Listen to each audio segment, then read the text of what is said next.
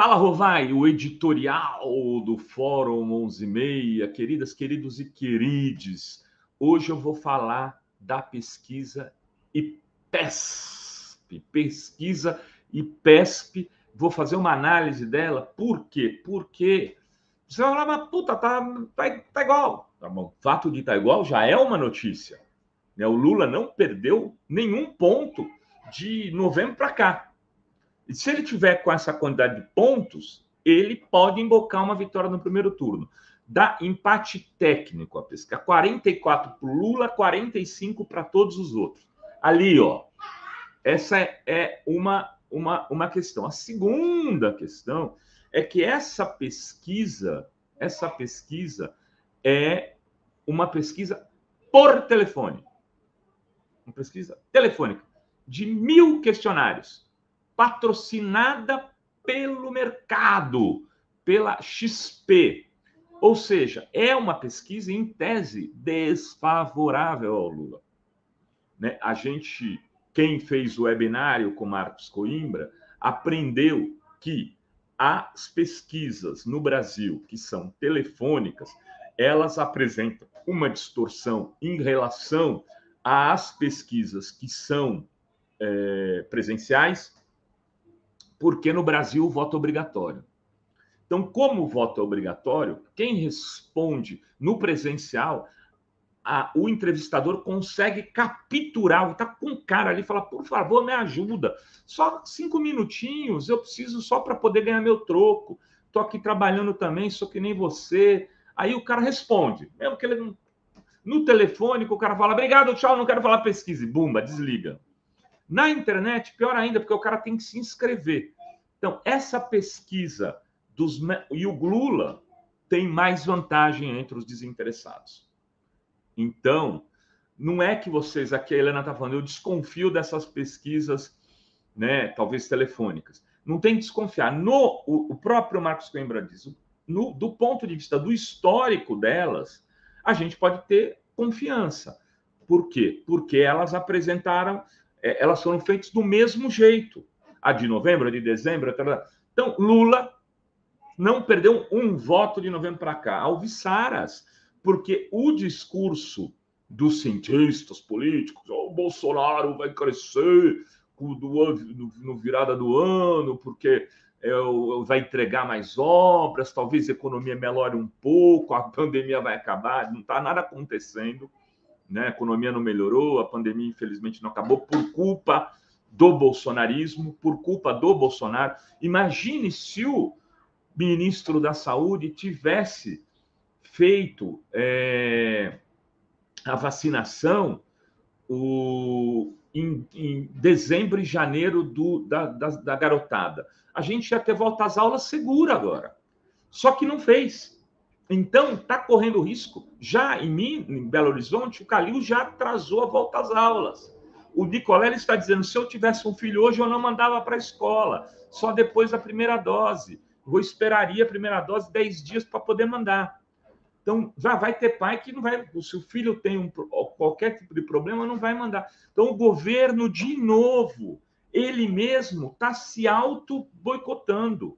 E está se auto-boicotando porque isso atrasa a recuperação econômica. Mas então eu vou falar da pesquisa aqui. O Guilherme tinha levantado umas telas, mas deixa para lá, Guilherme. Eu vou, porque eu já gastei muito tempo inicial aqui, eu vou ler, eu acho que eu estou com a pesquisa aqui. Deixa eu ver aqui. Não. Guilherme, você vai ter que colocar na tela e eu vou rapidamente falando aqui, então. Eu achei que eu tivesse com ela aberta, mas não estou. Olha só, avaliação do Bolsonaro. 55-23. Eu estou frito aqui com óculos, né? 55-23. Ele está pior do que sempre teve. É um dos índices mais altos dele. Então, ele não recuperou. A desaprovação é imensa. Eu vou virando aqui, Guilherme, é melhor, né? Isso. Aí, 64% da aprovação do governo dele. Altíssimo índice. Aí, percepção de notícias, isso é economia. Se a economia está no caminho certo, 65% da população, 2/3 dizem que a economia está no no caminho errado. Interesse pela eleição é muito alto, 65%. 50% tem muito interesse, 15% tem algum interesse. 2/3 da população já estão interessados na eleição. Ou seja, o voto já está se definindo. E aí você vê na espontânea exatamente isso. 35% Lula e 23% Bolsonaro. Ou seja, o Marcos Coimbra, no webinário da Fórum, disse exatamente isso. Nunca na história deste país, ou seja, eu estou aqui brincando, nunca na história das eleições presidenciais, um candidato teve um percentual tão alto de espontânea no primeiro turno. E por isso ele acredita que o Lula nunca foi tão favorito em nenhuma das eleições que venceu ou que a Dilma venceu. O PT nunca teve um candidato tão favorito quanto o Lula nessa eleição. Mas o Bolsonaro também tem uma espontânea muito alta. Vejam, o eleitorado brasileiro hoje já está quase com 57% das pessoas já definidas em quem vão votar.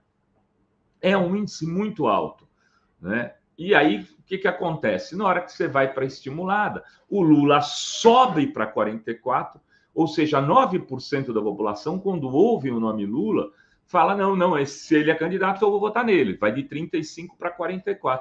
O Bolsonaro vai de 23% para 24%. Então, as pessoas que votam no Bolsonaro já sabem que ele é candidato e não estão dispostas a votar sabendo que ele vai ser. Só 1% do eleitorado.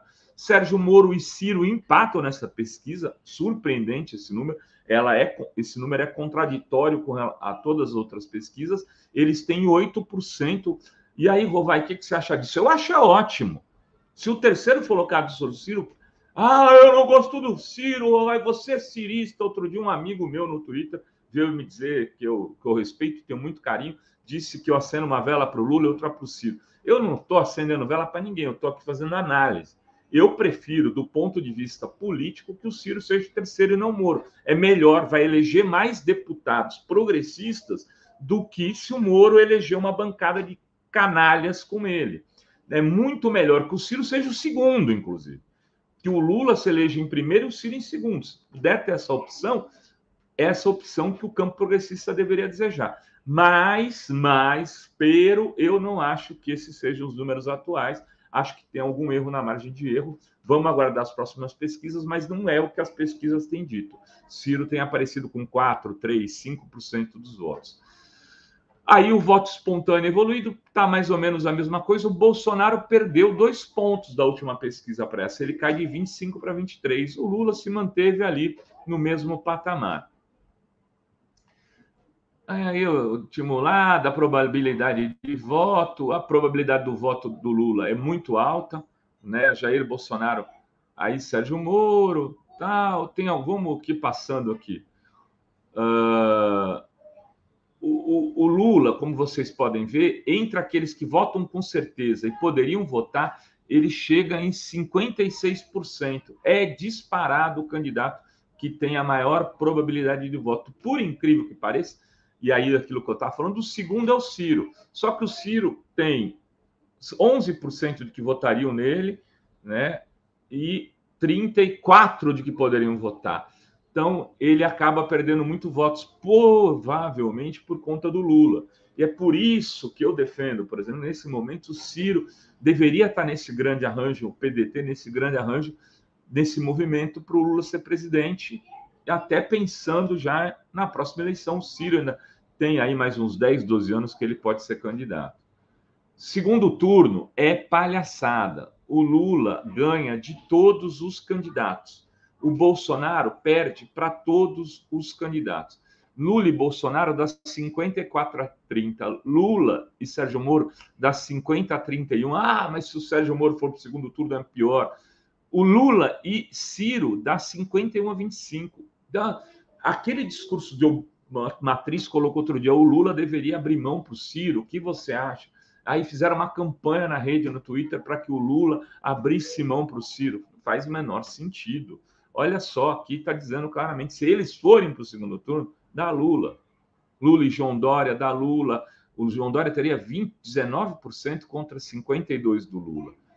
E aí, ao contrário, o Bolsonaro perde para todo mundo. 45-33 do Ciro, 42-33 do Dória, o que mostra que o Bolsonaro tem um teto, é 30-33% dos votos, no máximo, no segundo turno. O único que ele dá uma empareada é com o Moro. O Moro e Bolsonaro são igualmente rejeitados, 37-35 para o Bolsonaro contra o Moro. Vejam, o Bolsonaro empata ali com o Moro. O Moro é tão ou mais rejeitado que o Bolsonaro. Isso é um dado impressionante dessa pesquisa. Expectativa de vitória, Lula, sentimento sobre a pandemia. Eu vou passar aqui. Opinião sobre as personalidades políticas. Só o Lula, está aqui embaçado esse gráfico, tem nota acima de 5, tem 5,4. O segundo é o Ciro com 4,5. Então, seria até importante que o Ciro conquistasse esse segundo lugar aí, mas ele está engolido pelo Lula. Pode tirar da tela? Eu mesmo tiro. Era isso, enfim, analisar dessa pesquisa para que a gente possa ver. Ela tem dados muito interessantes. Entre esses dados, esse de que Lula ganha de todo mundo no segundo turno, Bolsonaro perde para todo mundo, exceto empata com o Moro. A ultradireita está sendo rejeitada pelo país. Excelente notícia para o país. E com isso encerramos esse Fala Rovai de hoje. Beijos e beijos a todas, todos e todos.